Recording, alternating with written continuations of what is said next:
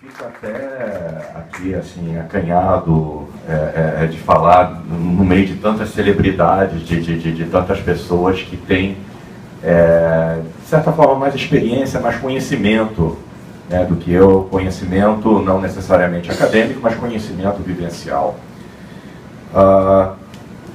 Eu acho que é muito importante, nesse momento em que as nossas cabeças talvez estejam entulhadas de informação, né, de tanto noticiário que a gente recebe diariamente, e agora só, nos últimos anos, só notícia ruim o tempo todo, como o Rodrigo falou, que a gente tem que estar deixar em mente que está tudo conectado, né? Essa frase, está tudo conectado, é uma coisa que eu me lembro. Eu não sei quantos de vocês conhecem um texto que circulou muito nos anos 70, que é a carta do cacique Seattle, que dizem até que não foi ele que escreveu, né, que foi uma peça que foi escrita nos anos 60 por roteiristas de Hollywood, mas enfim, isso não importa, porque o que importa é o conteúdo, que é absolutamente maravilhoso. E faz o cerne da carta que diz que está tudo conectado. Então, os eventos que a gente está vendo acontecendo em Paris nesses últimos dias, não pensem que não está conectado com o desmatamento da Amazônia, ou a queima de petróleo nos Estados Unidos, ou outros crimes ambientais que estão acontecendo ao redor do mundo. Uma coisa, por exemplo, que o Departamento de Defesa dos Estados Unidos já alertou, o Pentágono, né, já vinha alertando há muito tempo, é que as mudanças climáticas vão levar a guerras, vão levar a grandes conflitos armados, e que o aquecimento global é a principal ameaça à segurança mundial. Isso a gente está vendo, porque uma das grandes razões, uma das grandes causas da guerra civil na Síria foi o quê? Foi uma seca extraordinária que aconteceu desde 2006, que causou com que mais de 1 milhão de sírios tivessem que deixar as suas propriedades rurais, 60% do gado morreu, 60% da produção agrícola foi dizimada por essa seca. Essas pessoas se refugiaram nas cidades, e isso causou uma instabilidade política enorme dentro do país, que foi um dos principais estopins para a guerra civil da Síria, que agora está favorecendo essas ideologias absolutamente malucas, né? Não vou dizer aqui Estado Islâmico, acho que ninguém deveria repetir isso, porque essas pessoas não são nem um Estado e são muito menos islâmicos, porque o Islã é uma religião da paz, não da guerra, e causando também uma onda de milhões de refugiados que agora estão invadindo e sobrecarregando a infraestrutura dos países vizinhos e da Europa também, né? A Europa agora que tem uma obrigação moral de receber esses refugiados, da mesma forma que os refugiados europeus foram muito bem recebidos por outros povos. O Brasil, eu sou um deles, eu sou filho de refugiados húngaros que vieram para o Brasil, refugiados de guerra. Então eu sei muito bem esse drama que os refugiados sírios e iraquianos e afegãos estão vivendo. Então está tudo conectado, e as emissões de gases do efeito estufa resultam não só da queima de combustíveis fósseis, como também do desmatamento. Desmatamento esse que no Brasil é a principal fonte de emissões, ou pelo menos foi até alguns anos atrás.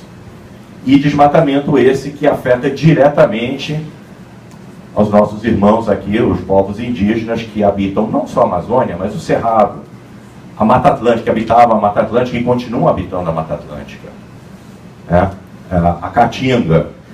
Então, o que a gente está precisando, não é agora recitar números, na minha opinião. Acho que os números já estão para lá, qualquer um pode dar uma busca no Google e ver a dimensão dessa tragédia pela qual estamos passando. Tem pessoas falando em Terceira Guerra Mundial. Essa Terceira Guerra já está acontecendo, só que não é a guerra entre povos, é a guerra da humanidade contra a natureza, infelizmente. E é uma guerra suicida, porque nós precisamos desses serviços ecossistêmicos que estão nos destruindo, né? Serviços ecossistêmicos esses que nos dão água, por exemplo. A destruição da Amazônia é diretamente relacionada à seca que estamos passando aqui no Sudeste brasileiro. Porque boa parte da água que cai aqui no Sudeste vem da onde? Vem da Amazônia. E os rios voadores que transportam essas águas só conseguem se formar se a floresta se mantiver em pé. Se nós derrubarmos essa floresta, os rios voadores não se formam mais.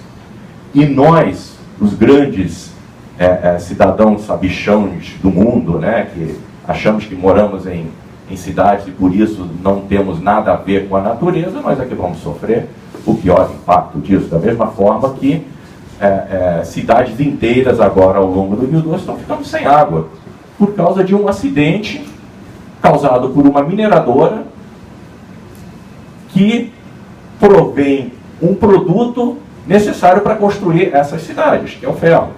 Então, está tudo interconectado, está tudo ligado. Agora, como é que a gente muda isso?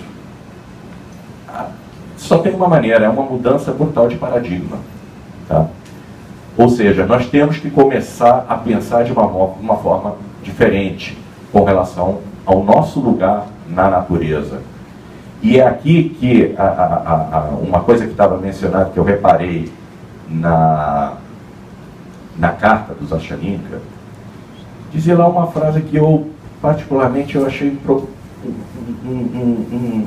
Eu tenho que ressaltar isso, que diz lá que a biodiversidade é patrimônio da humanidade. Não, a humanidade é patrimônio da biodiversidade. É o contrário.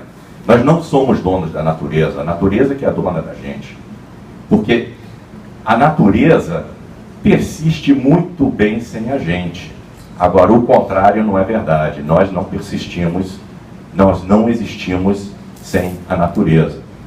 Então, nós precisamos mudar a nossa mentalidade, essa mentalidade conquistadora da natureza, e para isso é muito importante a cultura dos povos indígenas, porque eles já compreenderam isso. Né? Eles é que podem nos ensinar esse novo entre aspas, né? Porque não tem nada de novo nisso, mas a gente precisa reaprender isso. E talvez eles possam ser um dos mestres que possam nos transmitir ou retransmitir esse conhecimento que, de certa forma, nós perdemos.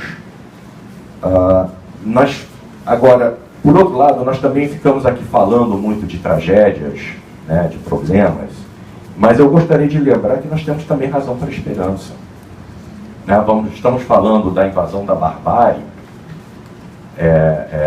e o meu amigo aqui, Kamayura, falou muito dessa necessidade de evolução da alma. Né? Felizmente, nós temos exemplos de evolução da alma. Acho que um exemplo hoje em dia, de certa forma, é a Europa Ocidental. Porque durante 3.000 anos, desde que as primeiras civilizações surgiram na Europa, os celtas, os gregos, os romanos e depois os outros, eles viviam em guerra. Acho que não houve uma década na história da Europa em que não havia uma guerra. A Europa Ocidental está agora há 70 anos em paz. Isso é uma coisa inédita na história. Eu estou falando da Europa Ocidental porque, infelizmente, temos que excetuar o conflito dos Balcãs, né, que foi uma mini Segunda Guerra, um mini holocausto que se abateu lá, que realmente mostra que é muito difícil a gente aprender as nossas lições. Mas isso me dá esperança. Por incrível que pareça, apesar de todo esse noticiário de guerra que a gente está vivenciando, nunca houve um período tão prolongado e tão extenso de paz na história da humanidade. As grandes democracias, ou seja, os governos democráticos do mundo, nunca entraram em guerra um com o outro. E então, se a gente vê, isso é uma coisa maravilhosa. A América do Sul não tem guerra há o quê? Há 100 anos? 100 e poucos anos? Tirando guerras civis, tudo bem, mas estou falando de guerra entre nações. Né? Temos as ditaduras que são, infelizmente... Mas não, aí não é uma guerra, entendeu? É outro conflito, é um conflito. Mas temos, por outro lado, uma coisa que realmente a gente ainda não aprendeu, que eu não posso usar outra palavra senão essa, que é o Holocausto indígena. E isso a gente tem que realmente gritar contra isso. Isso eu acho que é uma coisa que tem que vir do fundo da alma. E o Al Gore, nas suas palestras, ele fala muito de como aconteceu uma mudança de paradigma nos Estados Unidos, especialmente no sul dos Estados Unidos, com relação ao racismo, que ainda não é algo totalmente vencido, obviamente, como a gente tem visto nos conflitos entre, infelizmente, os afrodescendentes, os negros e a polícia americana, né? Mas é uma situação que melhorou barbaramente, maravilhosamente nos últimos 50 anos, desde os anos 60. E o que ele falou é que as pessoas do Sul começaram a dizer um para o outro, e sempre que surgia alguém falando, esses negros só vêm aqui atrapalhar, eles não merecem, são sub-humanos, não sei o quê, as pessoas levantavam e falavam, olha, isso é inaceitável. Não se fala mais assim. Isso é inaceitável. E falta os nossos homens de bem, aqui no Brasil, levantarem e falar simplesmente, quando se fala de PEC 215, quando se fala de que Índia é preguiçoso, a Índia tem terra demais, não sei o que, né? Gente, isso é inaceitável. Essa era passou. Isso é inaceitável. E nós temos que falar, sempre que escutamos alguma coisa nesse respeito, nesse sentido, temos que ter a hombridade de levantar e dizer, isso é inaceitável. Não dá mais para ficar calado. É inaceitável. Então eu acho que esse é o recado que eu gostaria de dizer e também de dar uma sugestão. Porque na Europa, depois da Segunda Guerra Mundial, surgiram-se, depois daquela barbárie que os europeus, acho que finalmente aprenderam a viver em paz um com o outro, surgiram-se inúmeros memoriais do Holocausto judeu, o Holocausto cigano. Né?